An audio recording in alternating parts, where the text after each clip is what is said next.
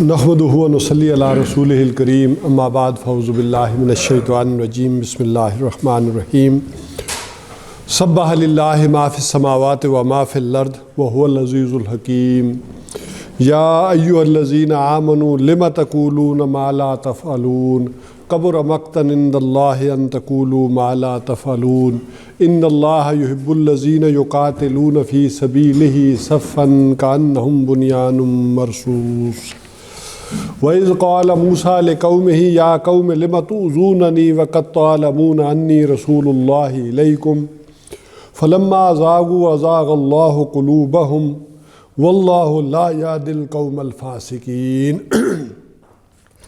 وَإِذْ قَالَ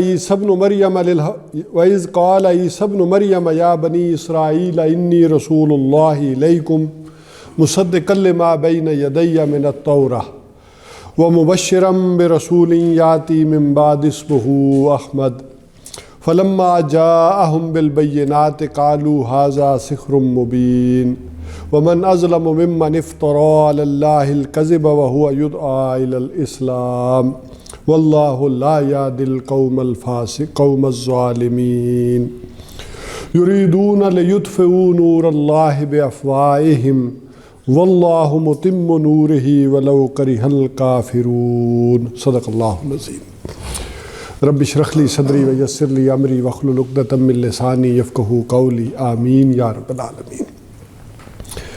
تواصیب الحق کے ضمن میں ہم سورہ صف کا مطالعہ کر رہے ہیں، اور سورہ صف کے مطالعے میں سب سے پہلے ہم نے اس کی جو مرکزی آیت تھی، آیت نمبر 9، جو پورے قرآن کا بھی عمود ہے اور اس صورت کا بھی عمود ہے، مرکزی مضمون ہے کہ نبی اکرم صلی اللہ علیہ وسلم کا مقصد بعثت کیا ہے، اس کے گرد ساری چیز جو ہے وہ گھوم رہی ہے۔ اور اس کے بعد ہم نے دیکھا تھا کہ پہلی جو حصہ ہے، بلکہ جو اس صورت کے حصے ہیں اس کو سمجھ لیں کہ پہلی 4 آیات اس کا تمہیدی مضمون ہے، تمہیدی حصہ ہے، اور پھر اس کے بعد 4 آیات میں سابقہ امت مسلمہ کی ایک تاریخ بیان کر دی گئی، اور پھر اس کے بعد وہی مرکزی مضمون اس ایک آیت کے اندر، یہ تیسرا حصہ، اور چوتھے حصے میں اس مقصد اور مشن کی طرف پرزور دعوت، وہ پھر 4 آیات میں، یعنی 4 آیات کا یہ گروپ چل رہا ہے، اور آخر میں پھر ایک آیت، اور اپنے حجم کے اعتبار سے تو وہ ان پہلی 4 آیات کے برابر ہے، لیکن ہے ایک آیت۔ اس میں اصل میں معین کیا گیا کہ جو لوگ یہ کام کریں گے اللہ کے نزدیک ان کا مقام اور مرتبہ کیا ہے۔ تو یوں یہ پوری صورت جو ہے وہ اپنے یعنی مرکزی مضمون کے ساتھ بندھے گی اور جڑے گی۔ تو پہلا حصہ جو ہے وہ ہم اس کا مطالعہ کر چکے تھے، اس کا صرف میں ترجمہ کر دیتا ہوں۔ سبح للہ ما فی السماوات و ما فی الارض، تسبیح کر رہی ہے، پاکی بیان کر رہی ہے ہر ایک شے جو آسمانوں میں اور زمین میں ہے۔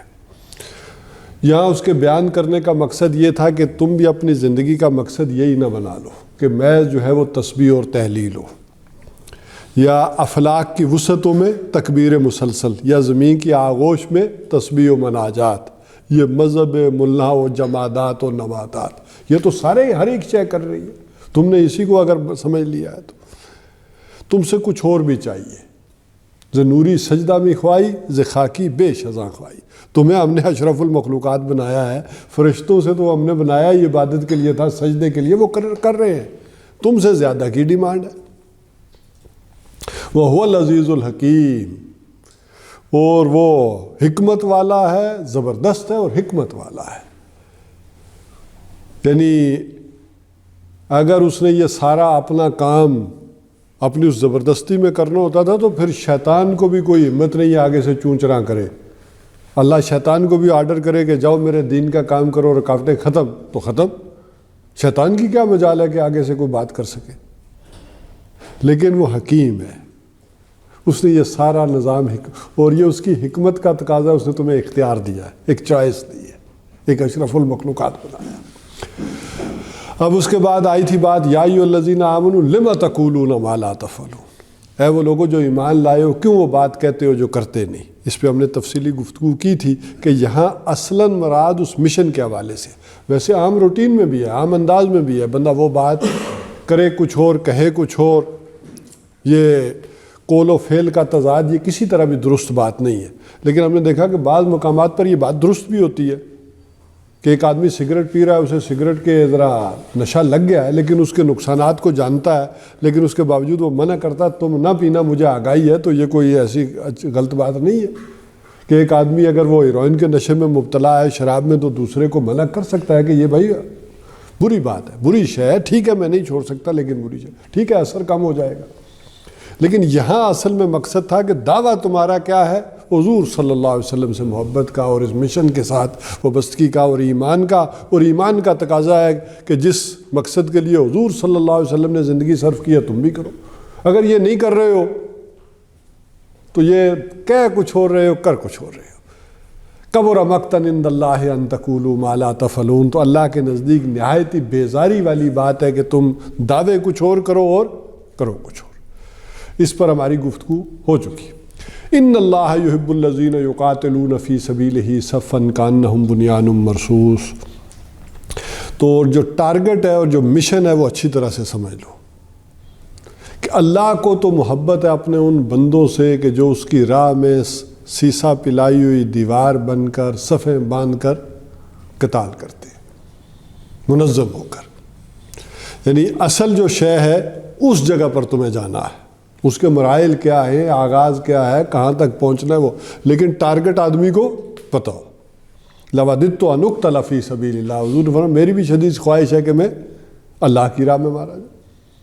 اب زندگی میں حالات کیا تھے, واقعات کیا تھے, وہ دوسری بات ہے. کس مشن کے لیے جان دینی ہے وہ بالکل دوسری بات ہو جائے گی. اب اس کے بعد اس ساری بات کو تمہید کو واضح کرنے کے بعد تاریخ بنی اسرائیل سامنے رکھی گئی. یہ بنی اسرائیل ہیں کون؟ یہ سمجھ لیں کہ ویسے تو یہ حضرت یعقوب علیہ السلام کا لقب ہے. حضرت یعقوب کو کہا جاتا تھا اسرائیل. اسر قیدی کو کہتے ہیں اور ایل اللہ کے لیے آتا ہے عبرانی زبان میں, یعنی اللہ کا قیدی, اللہ کا بندہ. جن معنوں میں عربی میں ہم عبداللہ کے الفاظ استعمال کرتے ہیں یہ اسرائیل کے. تو اسی سے ان کے جو 12 بیٹے ہوئے ہیں آگے, اور انہی 12 بیٹوں کی جو اولاد ہے وہی بنی اسرائیل, اور 12 قبائل جو ہے وہ آگے چلے اسی سے. لیکن ایک طویل عرصہ تک 700-800 سال تک ان کی حیثیت ایک خاندان کی سی رہی ہے. یہ امت بنے ہیں آ کر 1300-1400 قبل مسیح میں. 1300 میں جب ایکسوڈس ہوا ہے, یہ مصر سے نکلے ہیں, اور جب انہیں تورات ملی ہے کوہ طور پر. آپ کو معلوم ہے یہ جو اس وقت صحرائے سینا ہے یہ اسرائیل اور مصر کے مابین ہے. اس وقت یہ نہر سویز نہیں ہوتی تھی, خلیج سویز تھی. یہ بعد میں نہر سویز تو یہ 1880 میں کچھ اس کے لگ بھگ ابھی بنی ہے. یہ ہوتا ہی ہے کہ یہ عرب کے نیچے سے, یہ ذرا آپ بالکل سامنے دیکھیں تو یہ یمن, یہ یہاں سے, اور ادھر اس طرف ایتھوپیا, افریقہ بر اعظم, یہ بحیرہ احمر, ریڈ سی نکلتا ہے. یہ ریڈ سی جا کر اوپر 2 حصوں میں ایسے تقسیم ہو جاتا ہے, ایک یہ خلیج عقبہ اور یہ خلیج سویز. اور اسی میں جھیلیں تھیں جن کو کاٹ کر پھر یہ میڈیٹرین سی سے جو ملا دیا گیا تو یہ نہر سویز بن گئی. اور اس کی ٹپ پر جہاں یہ خلیج عقبہ اور یہ خلیج سویز ہے, اسی کی ٹپ کے اوپر یہ کوہ طور ہے. یہی تورات نازل ہوئی ہے, اور اس تورات کے بعد یہ گویا کہ اب امت قرار دے دیے گئے یہ بنی اسرائیل. اور ان کی عظمت کا عالم یہ ہے وَأَنِّي فَضَّلْتُكُمْ عَلَى الْعَالَمِينَ کہ 2000 برس تک یہ اللہ تعالیٰ کی اس زمین کے اوپر نمائندہ امت رہی ہے. 2000 برس تک, 1400 سے لے کر حضور صلی اللہ علیہ وسلم تک. بلکہ حضور صلی اللہ علیہ وسلم سے بات تک بھی کہنا چاہیے کہ جب یہ تحویل قبلہ ہوا ہے 624 میں, اس وقت تک وہی کا آغاز تو ہو گیا تھا نا 610 میں, لیکن یہ امت ان کی بحیثیت امت کینسلیشن ہوئی ہے جا کر 624 میں. تو اس انداز میں یہ پوری امت جو ہے یہ 1400 برس جو ہے وہ یہ گویا حضرت عیسیٰ علیہ السلام کے دور تک ہو گئے تھے. اب یہاں یہ بات آ رہی ہے کہ وہ براہ راست ان سے خطاب نہیں ہے, یہ بات بھی سمجھ لیں. اس امت یہاں ان صورتوں میں جو ان کا تذکرہ آیا ہے بطور نشان عبرت آیا ہے.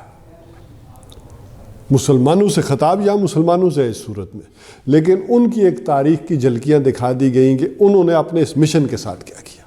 اچھا یہاں سمجھ لیں اس بات کو کہ جو مرکزی مضمون ہوتا ہے کسی صورت کا عمود ہوتا ہے اس کے ساتھ تعلق جب آیات کا جوڑتے ہیں تو ایک علیحدہ ہی وسعت اور رنگ نکل آتا ہے. یعنی یہاں جو ان کا تذکرہ آئے گا اس مشن کے حوالے سے آئے گا کہ انہوں نے اپنے رسول کے ساتھ اس مشن کے حوالے سے کیا کیا۔ اچھا اگلی سورۃ سورہ جمعہ ہے۔ سورہ جمعہ میں اس مشن کے لیے وہ افراد کیسے تیار ہوتے ہیں وہ بتایا گیا، اور انہوں نے اپنی کتاب کے ساتھ کیا کیا وہاں وہ آ جائے گا۔ تو یہاں اس مشن کے حوالے سے انہوں نے کیا کیا اس اعتبار سے ایک بات آ گئی۔ تو فرمایا جا رہا ہے وَإِذْ قَالَ مُوسَىٰ لِقَوْمِهِ، اور جب کہا موسیٰ علیہ السلام نے اپنی قوم سے، یا قوم لِمَ تُؤْذُونَنِی، اے قوم تم مجھے کیوں ستاتے ہو، کیوں ایذا دیتے ہو، وَقَدْ تَعْلَمُونَ أَنِّی رَسُولُ اللَّهِ إِلَيْکُمْ، حالانکہ تم خوب جان چکے ہو کہ میں اللہ کا رسول ہوں تمہاری جانب۔ تعلمون اگرچہ یہ فعل مضارع ہے لیکن اس پر قد لگ گیا، یہ عربی والے جانتے ہیں، تو یہ اب وہ ماضی کا اور تاکید کا صیغہ پیدا ہو گیا۔ فعل مضارع پر جب یہ قد یعنی تم خوب جان چکے ہو یہ بات پہلے سے۔ کیسے جان چکے ہو؟ 9 معجزات دیکھ کر آئے یہ، جو جس کا تذکرہ آتا ہے سورہ بنی اسرائیل میں کہ 9 معجزات جو اللہ تعالیٰ نے حضرت موسیٰ علیہ السلام کو دیے، وہاں وہ جو خون کا عذاب، ٹڈی دل کا عذاب، مینڈکوں کا عذاب، یہ سارے جو عذاب تھے، اور 2 معجزے اس پر ید بیضا اور عصا، یہ معجزے دیکھ کر آئے، اور پھر اس کے بعد سمندر پھٹا ہے، وہ علیحدہ ہے چیزیں، 9 آیات تو وہ تھی لیکن یہ سمندر پھٹا اور یہ آئی۔ یہ سارا کچھ دیکھنے کے باوجود تم بات ماننے کو تیار نہیں ہو۔ اب یہاں سمجھ لیں کہ کون سی ایذا دی انہوں نے، لِمَ تُؤْذُونَنِی، تم مجھے کیوں ایذا دیتے ہو؟ تو یہ ایذا تھی کیا، یہ تکلیف تھی کیا جو اپنی قوم جو ہے وہ انہیں دے رہی تھی؟ اس بات کو سمجھیں کہ قرآن حکیم میں ویسے انبیاء کے حوالے سے ذکر کیا جائے تو موسیٰ علیہ السلام کا بائی نیم لیں تو سب سے زیادہ تذکرہ آتا ہے قرآن حکیم میں، اگرچہ حضور صلی اللہ علیہ وسلم کا معنی کے اعتبار سے اور مفہوم کے اعتبار سے سب سے زیادہ تذکرہ ہو جائے گا۔ کیوں ہو جائے گا؟ اس کی دوسری وجوہات ہے۔ ہم یہ کہتے ہیں نا کہ سیرت، تو سیرت کی بھی سب سے اتھینٹک کتاب خود قرآن ہے نا، وَكَانَ خُلُقُهُ الْقُرْآنِ۔ حضرت عائشہ رضی اللہ تعالیٰ عنہ نے یہی تو فرمایا، حضور کے بارے میں جب پوچھا گیا تو تم نے قرآن نہیں پڑھا، تو سیرت کی کتاب بھی کیا ہے؟ سب سے مستند کتاب تو قرآن ہی ہے۔ جب غزوہ احد کا تذکرہ ہو رہا ہے، غزوہ احزاب کا تذکرہ ہو رہا ہے، تو کس کا تذکرہ ہو رہا ہے؟ حضور صلی اللہ علیہ وسلم کی سیرت کا۔ تو اس کے بعد اگر ہم دیکھیں باقی انبیاء میں تو سب سے زیادہ تذکرہ حضرت موسیٰ علیہ السلام کا ہے، اور حضرت موسیٰ علیہ السلام کو بڑی خصوصی مناسبت ہے حضور صلی اللہ علیہ وسلم سے۔ ایک اس اعتبار سے جان لیں کہ جس طرح حضور صلی اللہ علیہ وسلم کی 2 بعثتیں ہیں، اسی طرح حضرت موسیٰ علیہ السلام کی بھی 2 بعثتیں ہیں۔ یعنی حضرت موسیٰ علیہ السلام ایک تو بنی اسرائیل کی طرف مبعوث ہوئے اور دوسرے آل فرعون کی طرف، 2 تھے، اسی لیے آل فرعون غرق ہوئے نہیں مانا تو۔ اگر وہ خالی بنی اسرائیل کی طرف ہوتے تو یہ آ جاتے، وہ دریا دوبارہ سیدھا ہو جاتا، وہ اندر آتے ہی نہ، دریا کے اسی پار رہ جاتے، لیکن وہ جو غرق ہوئے اس لیے کہ ان کی طرف بھی مبعوث تھے۔ اسی طرح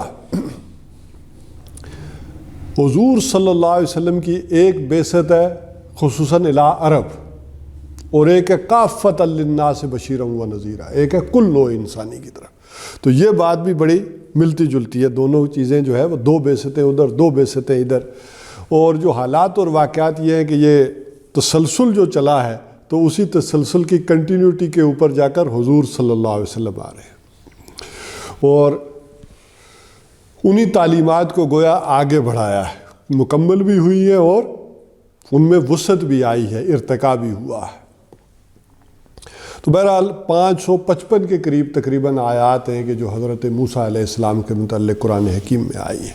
تو میں عرض کر رہا تھا کہ کیا چیز جو ہے حضرت موسیٰ علیہ السلام کو اپنی قوم کی بری لگی اور انہوں نے کہا کہ ایذا، تو ایذا ویسے تو 2 قسم کی ہوتی ہیں، ایک دشمنوں کی طرف سے ہوتی ہے اور ایک اپنوں کی طرف سے ہوتی ہے۔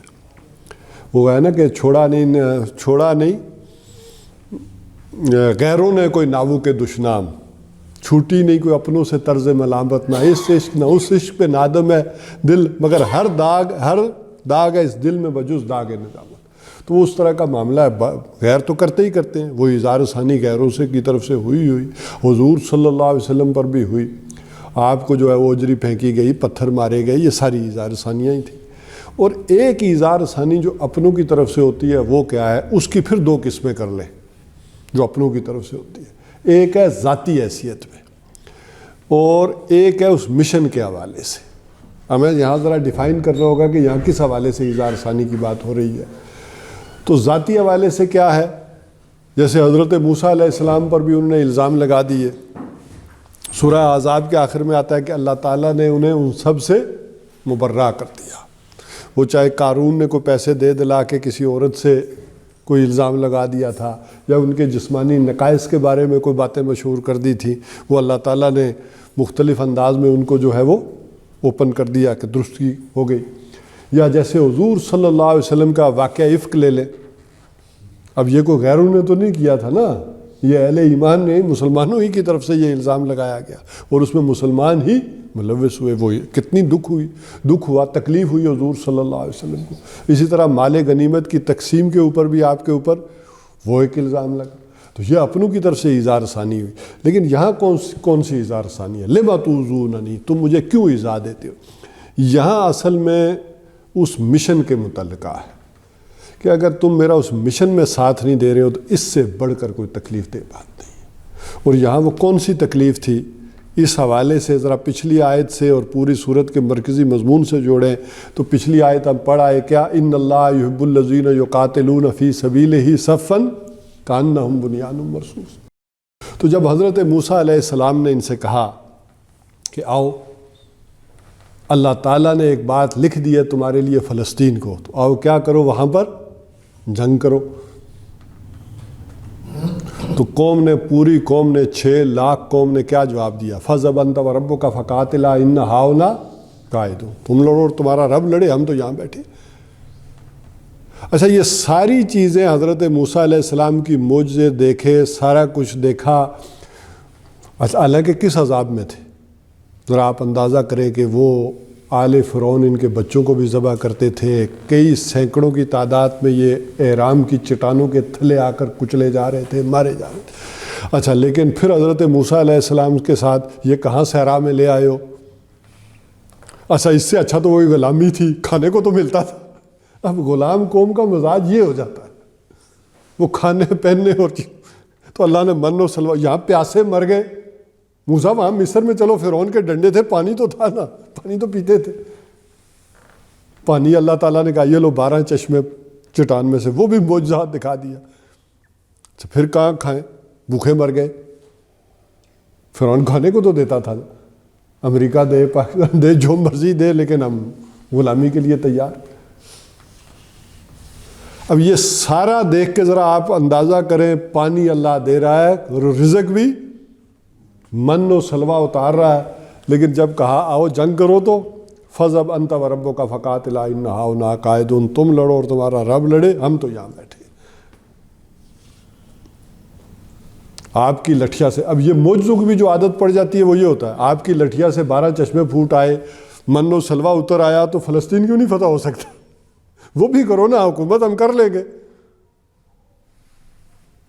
پوری قوم میں سے 2 افراد جو ہے وہ نکلے ہیں. 2 تو خود پیغمبر تھے، حضرت موسیٰ علیہ السلام اور حضرت ہارون علیہ السلام. تو 2 اور افراد جو ہے وہ پوری قوم میں سے نکلے. ایک کالب ابن یوفنا اور یوشع ابن نون. جو یوشع ابن نون حضرت موسیٰ علیہ السلام اور حضرت ہارون کے بعد نبی بھی بنے ہیں. اور انہوں نے پوری قوم کو کہا کہ اللہ کا وعدہ ہے، تم ذرا ایک ہمت کر کے داخل تو اللہ فتح دے دے گا. وہی غزوہ بدر والی بات یاد رکھ لیں کہ اللہ نے لکھ دیا ہے، تم ذرا ہمت تو کرو نا. 313 ہو تو کیا ہے، اللہ مدد کرے گا. لیکن پوری قوم نے جواب دے دیا. اب ذرا آپ اس حالت کا اندازہ کر سکتے ہیں کہ جس قدر شدید محبت تھی حضرت موسیٰ علیہ السلام کو اپنی قوم سے، اس کا آپ اندازہ کریں کہ ان کی قوم کا ایک افراد پٹ رہا تھا تو انہوں نے مکہ مارا اور قبطی کا کام تمام ہو گیا. تو اس قدر جس قوم سے شدید محبت کرنے والے تھے، اس قوم نے جب اس موقع پر آ کر اس مشن کے حوالے سے اس آخری سٹیپ پہ جواب دے دیا، تو اب حالت کیا ہوئی ہے؟ اللہ تعالیٰ سے دعا کی ہے کہ فَفْرُقْ بَيْنَنَا وَبَيْنَ الْقَوْمِ الْفَاسِقِينَ. اللہ میں ان میں رہنا بھی نہیں چاہتا، یہ بیزاری کی انتہا، اب میں اس قوم میں نہیں رہ سکتا، تو خوب جانتا ہے کہ میرا اختیار یا اپنے اوپر ہے یا اپنے بھائی ہارون پر ہے، مجھے اب یہاں سے نکال دے، میں نہیں رہ سکتا ان میں۔ یہ ناہجار یہ آزمائشیں دیکھ کر آئے، کس کس عذاب سے میں انہیں نکال کر لایا، کہاں کہاں سے بچ کر آئے، اور اب یہ ساتھ دینے کو تیار نہیں۔ تو اللہ نے کہا یہ تو دنیا ہے نا، رہنا تو یہی پڑے گا، انہی میں رہنا پڑے گا، البتہ 40 سال کے لیے میں نے وہ سرزمین اب ان پر حرام کر دی ہے۔ اسی دوران حضرت موسیٰ علیہ السلام کا بھی انتقال ہو گیا، حضرت ہارون کا بھی انتقال ہو گیا، یوشع ابن نون وہ بنے۔ تب ان کی قیادت میں کچھ، یہ سورہ بقرہ میں تذکرہ آتا ہے، کیا تم نے ان لوگوں کو نہیں دیکھا کہ جو ہزاروں کی تعداد میں تھے اور اللہ نے کہا مر جاؤ، من بھی موت ان پر طاری ہو گئی سب، اور پھر اللہ تعالیٰ نے ان میں زندگی بخشی، اس صحرا کی سختیوں میں نئی نسل جو پروان چڑھی ہے تو اس نے کہا کہ نہیں ہم کرتے، تو انہوں نے فلسطین کا ایک شہر فتح کیا، وہ اتنی ہمت کر سکے، غلامی سے نکلے ہوئے لوگ اور کتنی کر سکتے، ایک فتح کیا شہر اور اس میں 12 حکومتیں بنا لی، یعنی 12 قبیلے تھے، 12 ہی حکومتیں بنا لی۔ لیکن آپ یہ نہ سمجھے کیسے بیوقوف لوگ تھے، ایک حکومت نہیں بنائی، ہم نے بھی آج 58 بنائی ہوئی ہیں، ٹھیک ہے نا، تو فرق تو کچھ نہیں۔ اور یہ قسمت کی ستم ظریفی ہے کہ یہ ساری آیات اور چیزیں سمجھنے کے باوجود اللہ کے نبی صلی اللہ علیہ وسلم نے بھی کہہ دیا تھا کہ دیکھو یہ سارے حالات تم پر بھی وارد ہو کر رہیں گے، بلکہ بخاری اور مسلم دونوں کی روایت ہے، حضرت ابو سعید الخدری رضی اللہ تعالیٰ عنہ فرماتے ہیں کہ حضور صلی اللہ علیہ وسلم نے کہا کہ تم لازماً ان کے نقش قدم پر چلو گے، ان کی پیروی کرو گے، اپنے سی صاحب کا قوم ہوگی، بالش پر بالش اور ہاتھ پر ہاتھ۔ تو قلنا یا رسول، تو ہم نے کہا اے رسول اللہ کے رسول، کیا آپ کی مراد یہود و نصارہ ہیں؟ تو حضور نے کہا کہ وہ نہیں تو اور کون؟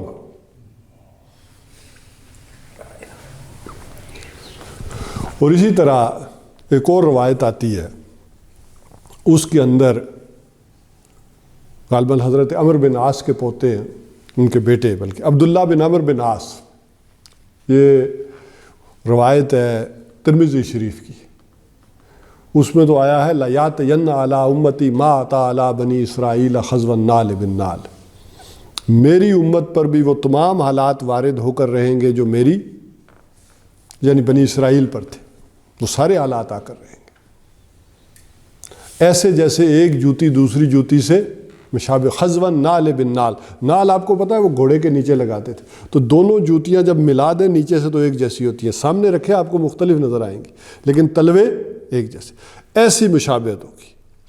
اور ویسے اگر ہم تاریخ بنی اسرائیل کا مطالعہ کریں 1400 قبل مسیح سے لے کر آج تک، اور امت مسلمہ کے بھی 1400 سال ہو گئے، تو کوئی فرق نہیں لگے گا آپ کو، عروج و زوال میں، چیزوں میں ویسے ہی ہے۔ بلکہ اسی حدیث میں حضور صلی اللہ علیہ وسلم نے فرمایا کہ اگر ان میں کوئی بدبخت ایسا پیدا ہوا تھا کہ جس نے اپنی ماں کے ساتھ غلط کام کیا تھا تو لازماً تم میں بھی کوئی ایسا اٹھے گا اور یہ دعویٰ کرے گا، یعنی اس قدر مماثلت رہے گی۔ جو آپ دیکھ رہے ہیں نا بات، اس کو بھی ذرا انالائز کرنا چاہیے۔ آج ایک دل تڑپتے ہیں غزہ کی صورتحال پر، دوسری پر، تو ذرا سمجھیں۔ اچھا، اس طرح لوگوں کے وہ عام تو قرآن پڑھاتے ہیں، صحیح تصور سمجھانے کی کوشش کرتے ہیں، لیکن لوگ سمجھتے نہیں ہیں اس جذبات میں آ کر۔ یہیں ذرا تھوڑا سا ذرا پڑوس میں جا کر دیکھیں تو افغانستان، چلے ہم تو ظالموں کے نیچے ہیں نا، کہا جاتا ہے کوئی دوسروں کے کافر ہیں، کچھ ہیں، جو بھی سارے فتوے لگا دیں، لیکن وہاں تو اسلامی حکومت ہے نا، وہاں تو کوئی مسئلہ نہیں ہے نا ہمارے آئیڈیالوجیکل لوگوں کے مطابق۔ تو وہاں کیا ہو رہا ہے؟ وہاں سے کیوں فوج نہیں جا رہی؟ مدد کیوں نہیں جا رہی؟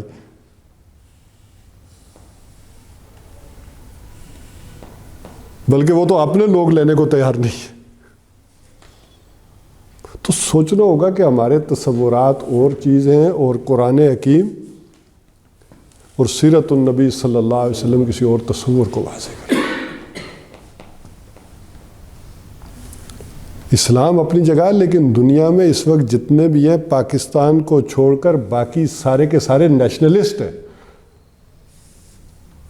قومی حکومتیں ہیں، صرف نام کسی نے کو آگے رکھا ہوگا، کو پیچھے رکھا ہوگا روایت پسندی کے تحت، ورنہ چلے یہاں مجبوریاں وہاں تو نہیں ہے.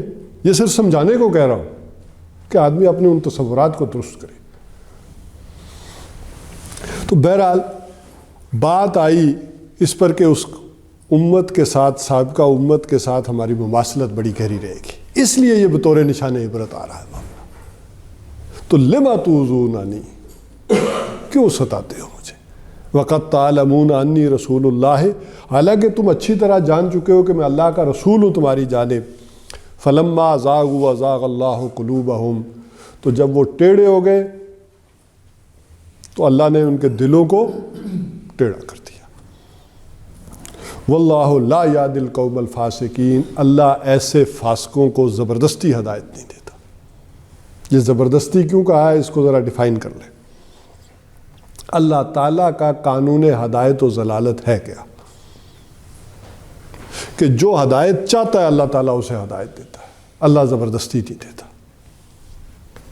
تو جب وہ ٹیڑھے ہوئے اللہ تعالیٰ نے سارے معجزے دکھائے، سارا کچھ ان کے سامنے آیا، پیغمبر آئے، بلکہ ان کے اندر تو وہ کام ہوا ہے کہ ذرا اندازہ کریں کہ حضرت موسیٰ علیہ السلام سے لے کر حضرت عیسیٰ علیہ السلام تک تو نبوت کا تار کبھی ٹوٹا ہی نہیں، ہر وقت نبی موجود. ہم میں 100 ہو سکتے ہیں اختلاف کہ بھائی فلاں عالم نے یہ کہہ دیا، فلاں نے، ان کے لیے تو یہ مسئلہ ہی نہیں تھا. انبیاء ہر وقت موجود جن کے پاس براہ راست اللہ کی طرف سے وہی آ رہی، لیکن ان کا یہ حال. تو جب انہوں نے نہیں بات مانی وہ ساری چیزیں دیکھ کر، ان کے دل میں وہ جو بے ایمانی تھی، وہ جو ٹیڑھ تھا، جب وہ ٹیڑھے ہوئے تو اللہ نے بھی ان کو ٹیڑھا کر دیا، ان کے دلوں کو.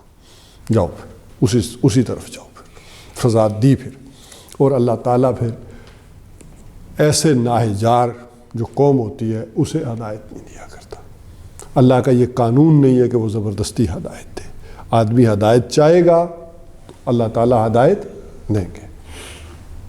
اب اس کے بعد ان کے دوسرا جو دور ہے اس کے متعلق دیکھیں.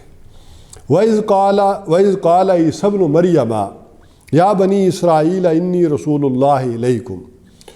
اور یاد کرو کہ جب کہا عیسیٰ علیہ السلام نے، عیسیٰ ابن مریم نے، حضرت مریم کے بیٹے عیسیٰ نے، یا بنی اسرائیل، اے بنی اسرائیل، انی رسول اللہ علیکم، میں رسول ہوں اللہ کا رسول ہوں، علیکم تمہاری طرف. اور کرنے کے آیا ہوں مصدقا لما بین یدی من التوراۃ، اور میں تصدیق کرتے ہوئے آیا ہوں اس کی جو تمہارے سامنے اس وقت موجود ہے، تورات میں سے جو کچھ ہے اس کی تصدیق کر رہا ہوں. من التوراۃ، اس کو بھی سمجھ لیں کہ تورات، اصلی تورات تو گم ہو گئی تھی. تاریخ بنی اسرائیل میں دیکھیں تو جب بخت نصر نے 586-87 قبل مسیح میں حضرت سلیمان علیہ السلام کے ہیکل کو مسمار کیا، تو اسی کے ایک تہہ خانے میں 200 راہب کہا جاتا ہے کہ وہ ان کے ربی جو تھے وہ تورات کی حفاظت کر رہے تھے، بیٹھے ہوئے تھے. اور وہیں تابوت سکینہ بھی تھا جو ان کا وہ مقدس صندوق تھا جس کو سامنے رکھ کر وہ جنگیں کرتے تھے اور وہ فتح حاصل کرتے تھے. وہ وہیں ڈھہ گیا، دفن. اس نے ظاہر ہے کوئی ایک نفوذ وہاں زندہ نہیں چھوڑا اور کوئی عمارت وہاں نہیں چھوڑی، اسی طرح تے و بالا کر دیا.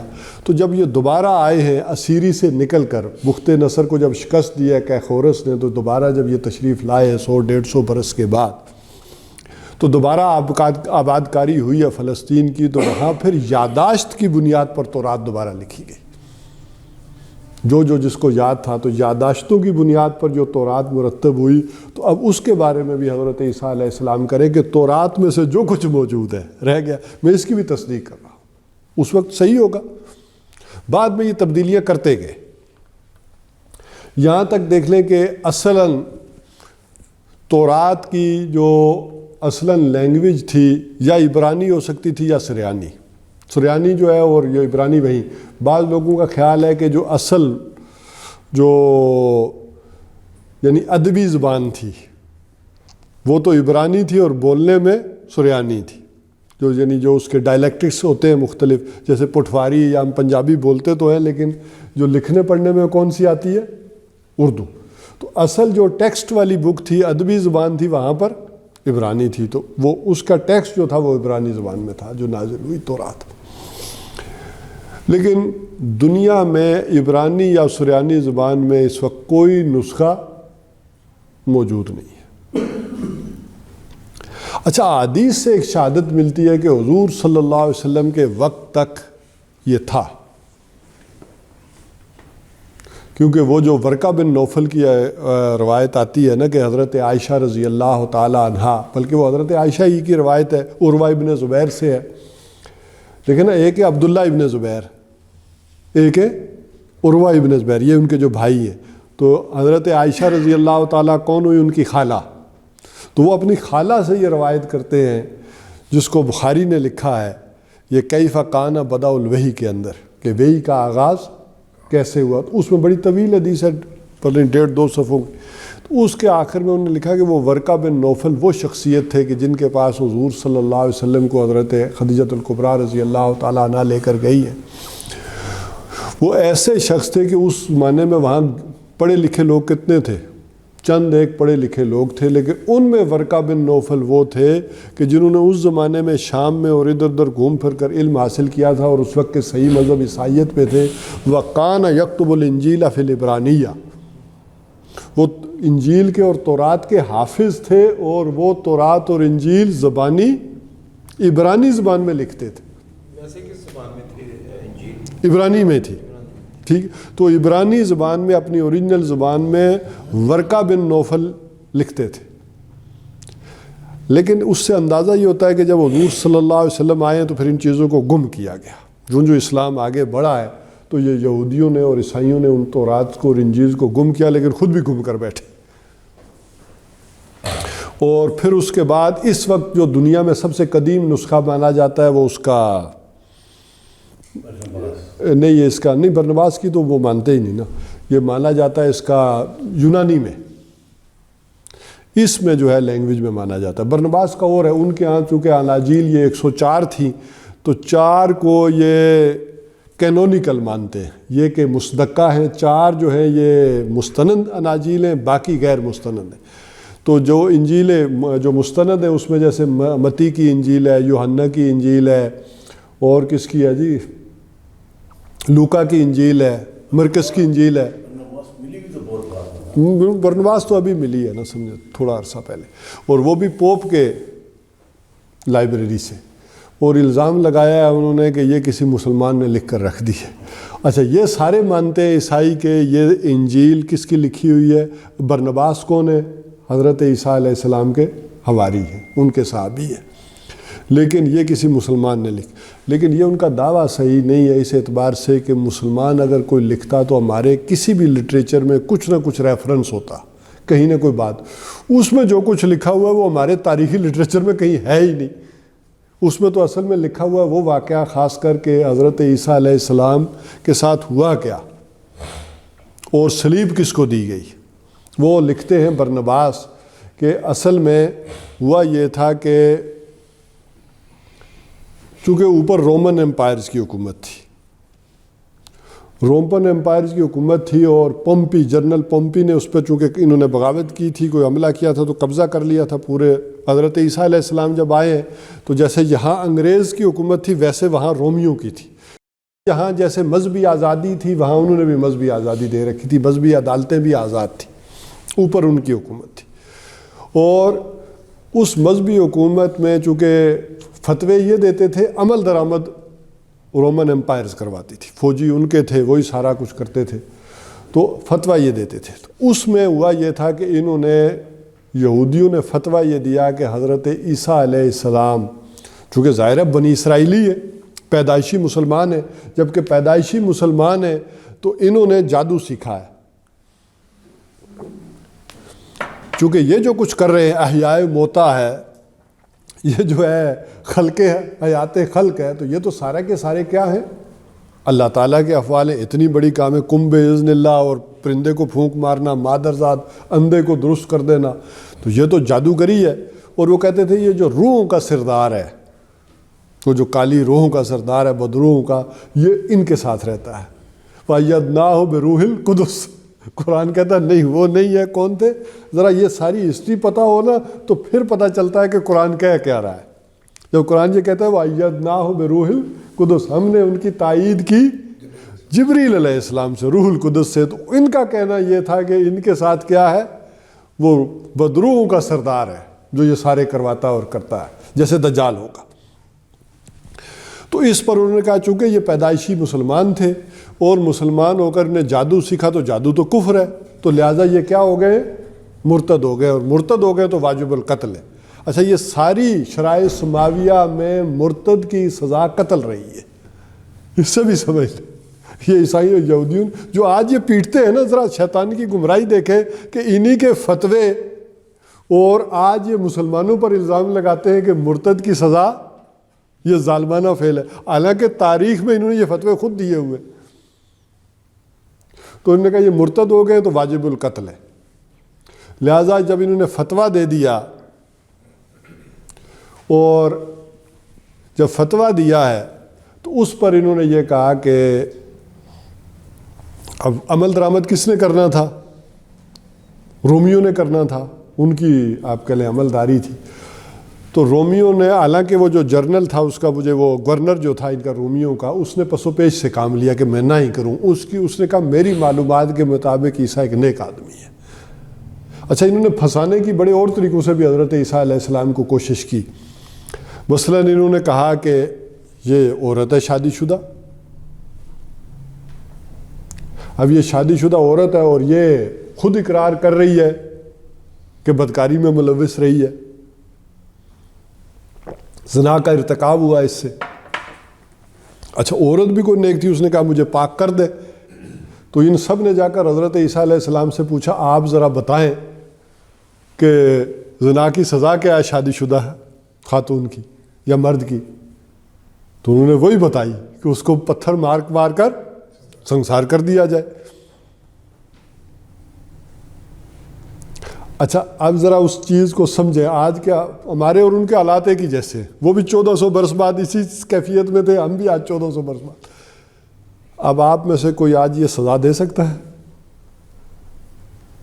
ایک ہے، دیکھیں نا، حضور صلی اللہ علیہ وسلم کہتے ہیں لاؤ فاطمہ تو بنت محمد سرقت محمد قط یداہا، آج کوئی اپنی بیٹی کے بھی ہاتھ کاٹے گا تو جیل جائے گا، نہیں دے سکتے۔ تو اسی طرح انہیں پتا تھا کہ رومن امپائر کے قانون کے تحت، رومن لاز کے تحت یہ سزا ہو نہیں سکتی، اور اگر حضرت عیسیٰ علیہ السلام دیں گے تو پھڑے جائیں گے، رومی اندر کر دیں گے انہیں۔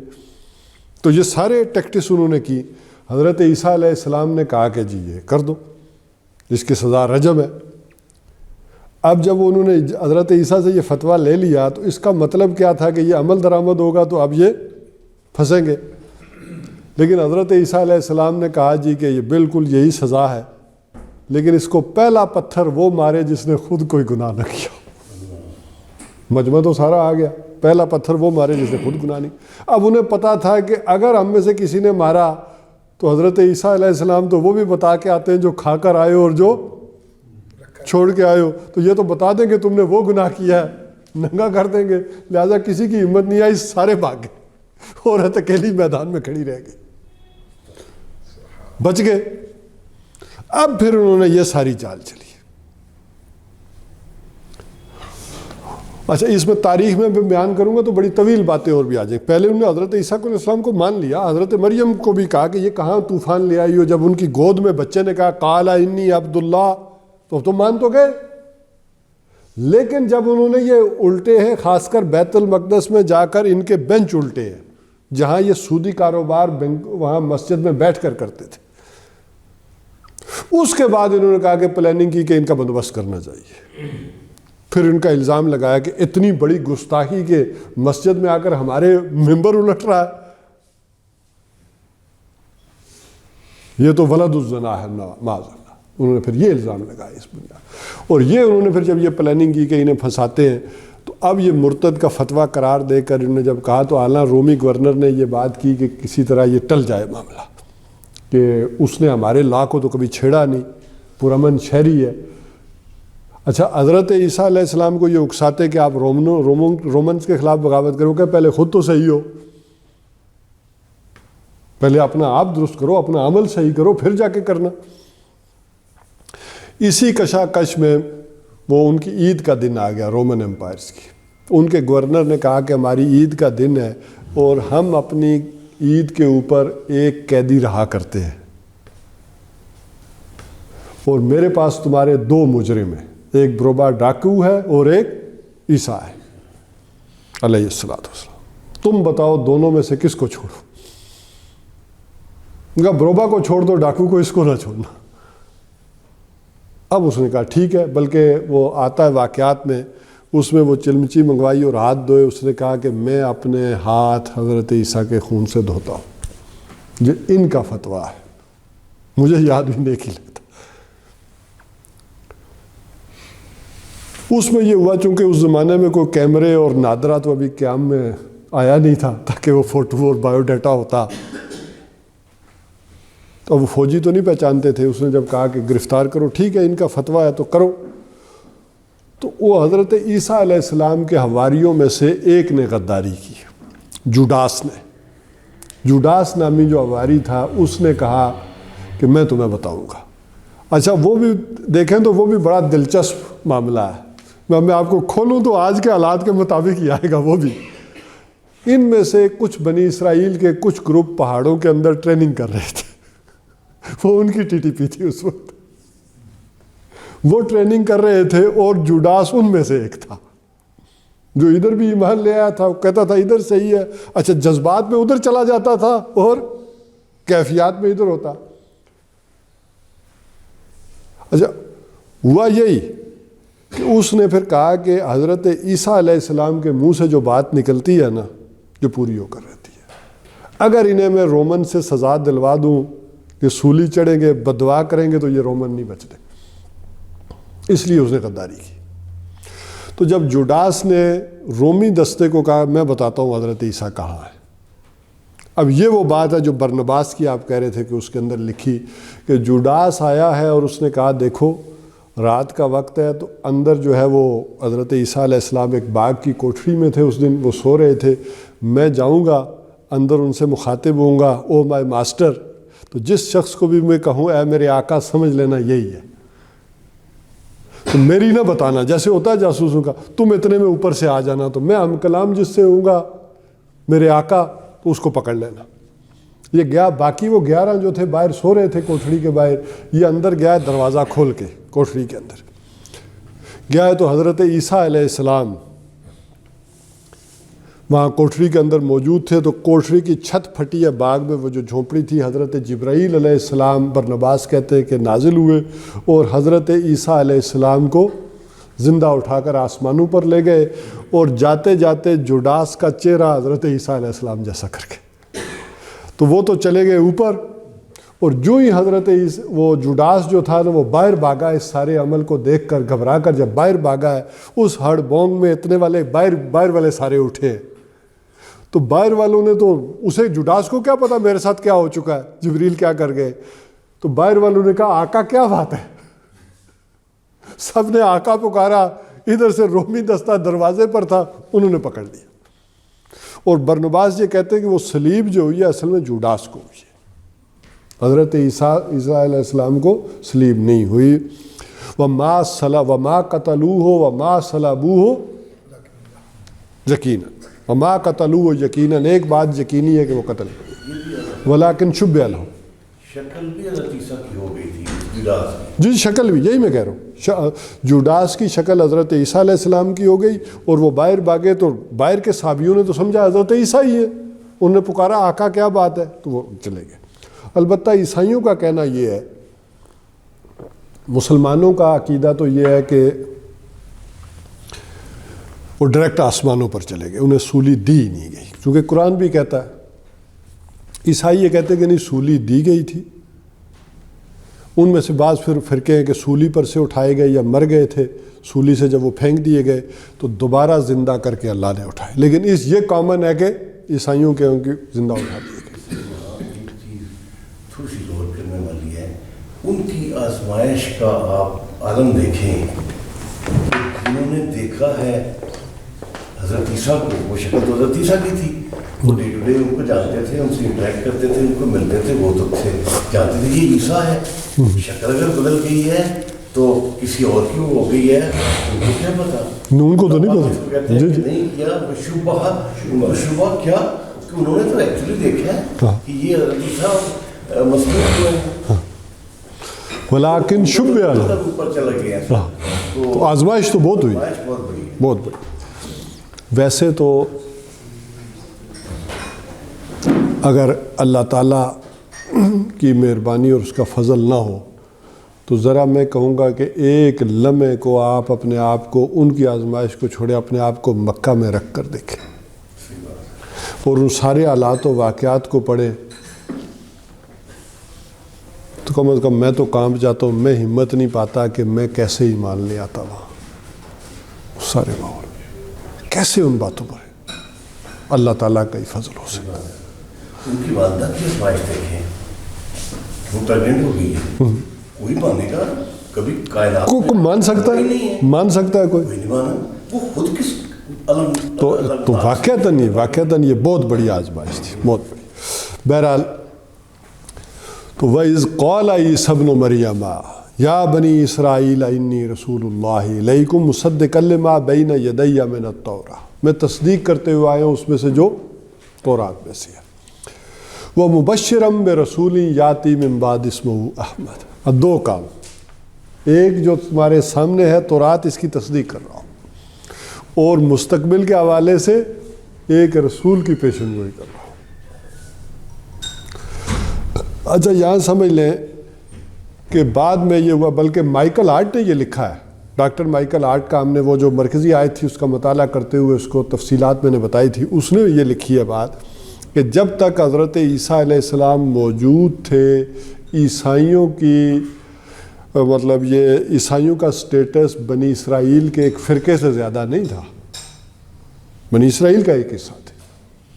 یہ تو حضور کے بعد جا کر یہ دنیا کی واحد وہ قوم ہے کہ جس میں کوئی شریعت ہی نہیں ہے, کوئی احکامات ہی اس طرح سے نہیں.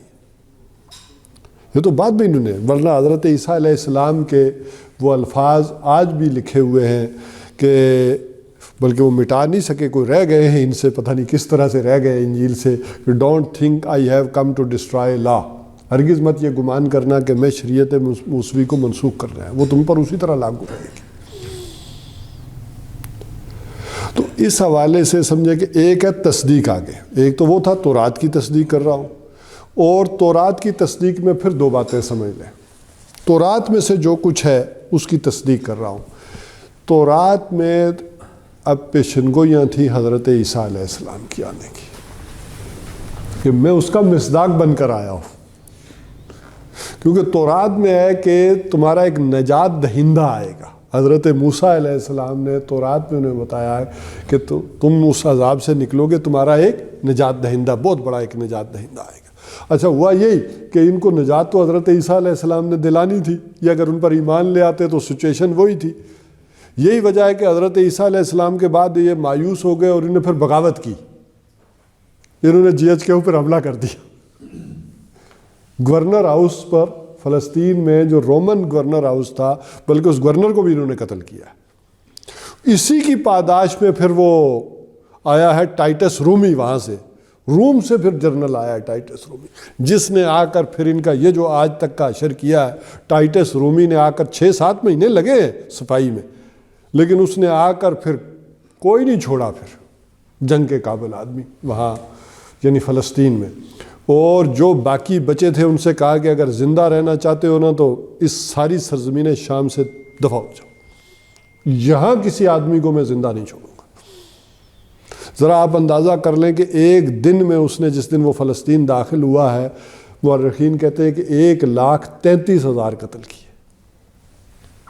اور زمانہ وہ تھا جو ہاتھوں سے ہونے والا تھا, تلواروں سے, تیروں سے, کوئی بم مار کے نہیں کیے. تو یہ وہ بغاوت تھی. تو بہرحال یہ جو حضرت عیسیٰ علیہ السلام کی پیشن گوئیاں تھیں ان کے آنے کی کہ تمہارا نجات دہندہ آئے گا, ان کے آئیں یہ پوسٹ ویکنٹ ہے. اب اس کو آج کے حوالے سے بھی سمجھ لیں, ان کے ہاں عیسیٰ علیہ السلام نے آنا ہے ابھی تورات کے مطابق، اور جو اصلی آئے تھے وہ مانے نہیں۔ اب اس بات کو جوڑیں حضور صلی اللہ علیہ وسلم کی بات کے ساتھ کہ اب جو آئے گا وہ مسیح الدجال ہوگا۔ دجل کہتے ہیں دھوکے کو، وہ یعنی بہت بڑا دھوکے باز ہوگا اب جو حضرت عیسیٰ کا دعویٰ کر کے آئے گا، اور وہ نجات دہندہ کی صورت میں آئے گا۔ اچھا، اس وقت اگر جو سچویشن بن چکی ہے ذرا اگر اس کو آپ دیکھیں، اور یہودی جو مسلمانوں کے ساتھ ہو رہے ہیں اور وہ تمہیں انصاف دلائے گا اور نجات دلائے گا، اس وقت اگر یہودیوں کا کوئی رہنما اٹھ کر آتا ہے اور مسلمانوں کو اور اسرائیل وہاں ان سب کو ایک نجات دلاتا ہے، کیونکہ یہ جو یہودی ہیں، یہ جو اس وقت اسرائیل پر قابض ہیں، یہ تو سارے جعلی ہیں، یہ تو اصلاً یہودی ہے ہی نہیں جو اس وقت نسلاً ہے، یہ تو وہ سفراڈینز ہیں یا جنہیں وہ نہیں وہ ان کے 2-3 نام ہیں، جسے خزرائٹس کہتے ہیں جن کو، وہ ہیں خازرین ٹرائبز میں سے، ان میں سے ہیں یہ۔ ان کا ایک اور ٹپیکل نام اور بھی ہے اس وقت میں، اشکنازی جو یہودی ہیں یہ نسلاً نہیں ہے، تو نسلاً یہ انہی کو کہا جاتا ہے اشکنازی، نیلی آنکھوں والے ہیں۔ بہرحال اس کو ایسے سمجھ لینا۔ تو ایک تو یہ تھی کہ ان کے ہاں وہ پوسٹ خالی ہے جو حضرت عیسیٰ علیہ السلام کی، تو لہٰذا یہ اس نجات دہندہ کو لے کر آئیں گے ابھی اس وقت، اور انتظار میں، یہودی ہمیشہ سے انتظار میں، اور یہ اس انتظار میں ان کی مختلف جہتیں ہیں۔ یہاں عیسائی اور یہ ان سے مل جاتے ہیں کہ وہ تخت لا کر یہاں جس پر حضرت سلیمان علیہ السلام کی کارونیشن ہوئی تھی، وہ لا کر جب یہاں رکھا جائے گا تو وہ اوپر سے اتریں گے۔ ان کے نزدیک ہے نہیں، وہ ظاہر ہوں گے اور اس پر بیٹھیں گے، اور وہاں ان کی تاج پوشی ہوگی، جو اس وقت انگلینڈ کے چرچ میں ملکہ برطانیہ کے پاس ہے، وہ سٹون آف ڈیوڈ جو کہلاتا ہے، اس کی جو کرسی ہے اس کے اندر وہ نصب ہے جس کے اندر ان کی تاج پوشی ہوئی۔ تو تاریخی حقائق سے دیکھیں گے تو یہ اب اسی وجہ سے، اچھا دوسری حقیقت کیا ہے، یہ مسجد اقصیٰ کو کیوں گرانا چاہ رہے ہیں؟ اس کی تہہ میں ان کے تحقیق کے مطابق ایک سرنگ ہے، اسی سرنگ کے اندر وہ جو ہے تختیاں بھی تورات کی پڑی ہیں اور تابوت سکینہ بھی پڑا ہے، تو جب تک یہ گراتے نہیں، کھدائی نہیں ہوتی، تو وہ ان کے نوادرات نکل نہیں سکتے۔ نہیں، لیکن اگر یہ ان کا بلیف تو یہ اس علاقے میں یا مسجد اقصیٰ جہاں موجود ہے، دے آر سو اسٹرانگ، جس دن چاہیں وہ سرنگ کو پھاڑ سکتے ہیں، کیوں نہیں پھاڑا؟ وہ گرانی پڑے گی، دیکھیں نہیں وہ نہیں کر سکتے۔ دیکھیں میں ذرا آپ کو ابھی بھی وہ ذرا دنیا کو دیکھ رہے ہیں، آپ کو معلوم ہے کہ جب فلسطین پر انہوں نے قبضہ کیا ہے تو ان کے جس جنرل نے مسجد اقصیٰ پر جھنڈا لگا دیا تھا تو اسرائیلی وزیر اعظم نے آ کر اسے تھپڑ مارا تھا کہ یہ کیا کر دیا، یہاں تم نے اسرائیل کا جھنڈا لگا دیا، پوری دنیا کے مسلمانوں کو اپنے خلاف کرو گے۔ اور اس نے اس وقت کیا کیا کہ یہ جو ہے مسجد کس کے زیر انتظام ہوگی؟ لبنان کے۔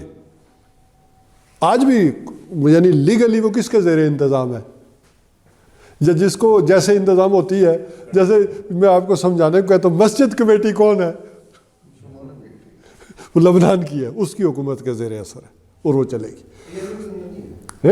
نہیں ابھی بھی ہے، نہیں لبنان کی کمیٹی ہے، جو خاندان پہلے سے وہاں کا مطلب تھا لبنانین، وہی ہاں، خاندان، یعنی مسجد انہی کے زیر تولیت ہے، وہ اسی لیے رکھی۔ اور اس وقت انہوں نے کہا تھا کہ اگر ہم اس کو چھیڑیں گے تو پوری دنیا کے مسلمان یہ اوپر چڑھائیں گے، لہذا اس کے لیے وہ مرحلہ وار کر رہے ہیں۔ اچھا اسی اعتبار سے مسجد کو نہیں چھیڑ رہے۔ اچھا اس میں بہت ساری بھی ٹیکنیکس کی، اس وقت آپ میں سے کوئی مسجد اقصیٰ کی تصویر نہیں جانتا، اکثریت میں آپ کو وہ دکھایا جاتا ہے جو قبۃ الصخرا ہے، لیکن ابھی سے بہت سی ویڈیوز آئی ہیں جو اندر کی ہیں، تہانوں کی ہیں، وہ بھی ہے، اس کو آگے لیڈ کرتا ہے وہ جہاں حضرت سلیمان کے دور میں وہ تخت سکینہ، صندوق اور یہ وہ پڑے ہیں، لوگ وہاں تک پہنچے ہوئے ہیں۔ اب یہ جو سوشل میڈیا ہے اس پہ ہم اعتبار نہیں کر سکتے۔ اچھا میں آپ کو بتاؤں، مطلب میں نے وہ ویڈیو بھی دیکھی ہے کہ حضور صلی اللہ علیہ وسلم کی قبر مبارک کا یہ اندرونی منظر ہے، لیکن کوئی ایک آدمی دنیا کا وٹنس نہیں مل سکتا کہ جو گیا ہوا تھا، قبر دیکھی ٹھیک ہے کہ نہیں؟ ایک بندے نے تو مجھے یہاں تک کہہ دیا جی میں وہاں تھا اور وہ کھلا تھا دروازہ، اور وہ ہمیں پتہ نہیں شاہ فیصل کے زمانے میں ہم اندر گئے تھے، وہ پتہ نہیں کس جگہ دروازے سے اندر چلا گیا تھا، اس کو کون سی جگہ تھی، وہ دروازہ تو ہے ہی نہیں۔ میں نے کہا جی ایسا نہیں ہو سکتا، تو وہ ایک بزرگ لے آئے، انہوں نے کہا جی یہ خود گئے ہیں۔ میں نے کہا کیسے گئے؟ ان کا وہ شاہ فیصل کے زمانے میں اس کے لیے دروازہ کھولا گیا تھا، میں اس کا خدمت گار تھا، تو میں بھی ساتھ چلا گیا تھا اندر۔ میں نے کہا جی اب اس کا تو کوئی حل ہو نہیں سکتا۔ وہ جو اندر جانا کہتے ہیں نا، جالی اور اس دیوار جو ہے نا اس کے درمیان والے حصے کو کہتے ہیں بہراور سے کہ ہم اندر گئے ہیں، وہ صرف وہ دروازہ کھلتا ہے جالی کے اور اپنا وہ جو دیوار ہے اندر والی۔ تو صرف صاحب وہ بھی کس کے اپروچ میں ہے اس وقت؟ نہیں وہاں تو جاتے ہیں، آج بھی جاتے ہیں، جاتے ہوں گے جی بہرحال اس ایریے میں آج بھی جاتے ہیں۔ ہاں، لیکن وہ جو جس طرح کے منظر بتاتے ہیں نا کہ یہ اندر ہے، کپڑا ڈلا ہوا ہے، یہ ویڈیو بھی آپ نے دیکھی نا، قبر کے اوپر سبز کپڑا ڈلا ہوا ہے، وہ کوئی ہے؟ سب جالی وہ سب وہ کہتے ہیں مولانا رومی کی قبر کی تصویر ادھر ٹکا دیتے ہیں، وہ صحیح۔ ابھی جنگ میں ہم نے دیکھا کہ وہ پب جی کی ویڈیو لگا دیتے ہیں ساتھ جوڑ کر کہ یہ جی ٹینک تباہ ہو رہے ہیں، یہ ہو رہا ہے، وہ ہو رہا ہے۔ سب کو ڈر کوئی نہیں ہے نا اس کو گرانے سے کہ مسلمان خلاف ہو جائیں گے۔ آج پوری دنیا کے مسلمان وہ یہ سمجھ رہے ہیں کہ ہمارے پاؤں کے نیچے ہیں۔ تو بات حقیقت بھی ہے، کوئی آواز ہے، کوئی حرکت ہے، کوئی نگاہ اٹھتی ہے ان کے خلاف، اور وہ اسرائیل تو سر اس کو اس اینگل سے بھی دیکھیں، اتنا بڑا مانسٹر ہے یہ، پوری تاریخ انسانی کے عجیب یہ دور ہے کہ پوری دنیا اس کی مٹھی میں ہے۔ اس کو بنانے والا جو ہے امریکہ، وہ امریکہ کے خلاف آنکھیں دکھاتا ہے، اور اس کے لیے اتنا بڑا مانسٹر ہے کہ امریکہ بھی اس کے آگے کی نگاہیں نیچی رکھتا ہے۔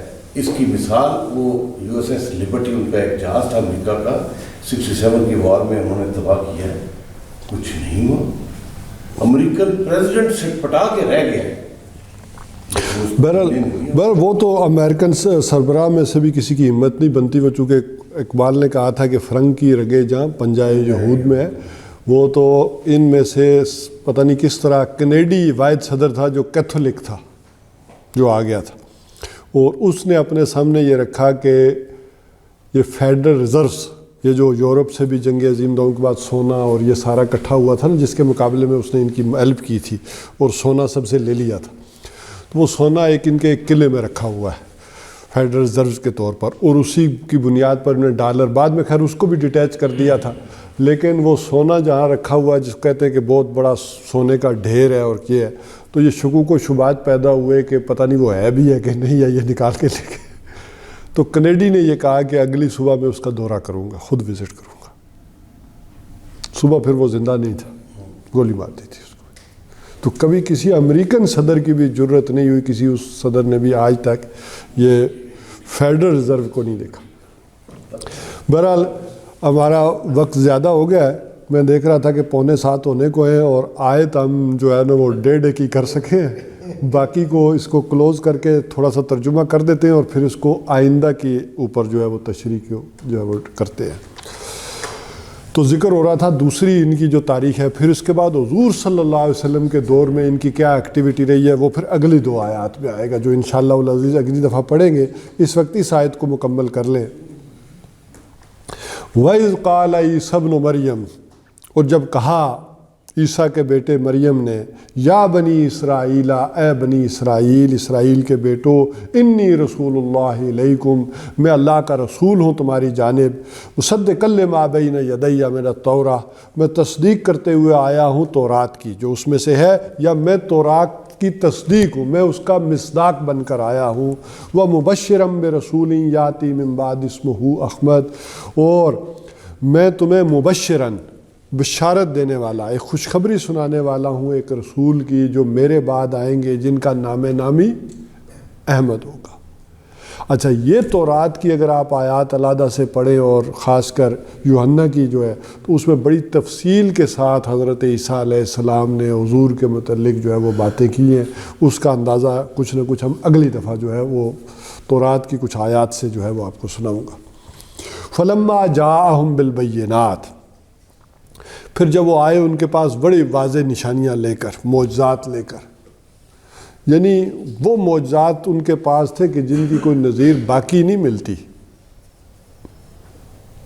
کس قدر عظیم معجزات، ذرا اس کا اندازہ آپ کر سکتے ہیں کہ خالص اللہ تعالیٰ کے افعال میں سے جو تھے نا وہ بھی معجزے اللہ نے انہیں عطا کیے کہ زندگی بھی اور حیات بھی. قالوا ھذا سحر مبین، تو انہوں نے یہ کہا کہ یہ کیا ہے؟ کھلا جادو. تو یہاں پر ابھی ہم بس کرتے ہیں، پھر انشاءاللہ عزیز اسی آیت کو ابھی کنٹینیو کرتے ہوئے آئندہ کی نشست میں اللہ نے چاہا تو آگے چلیں گے. اقول قولی ھذا واستغفر اللہ لی ولکم ولسائر المسلمین.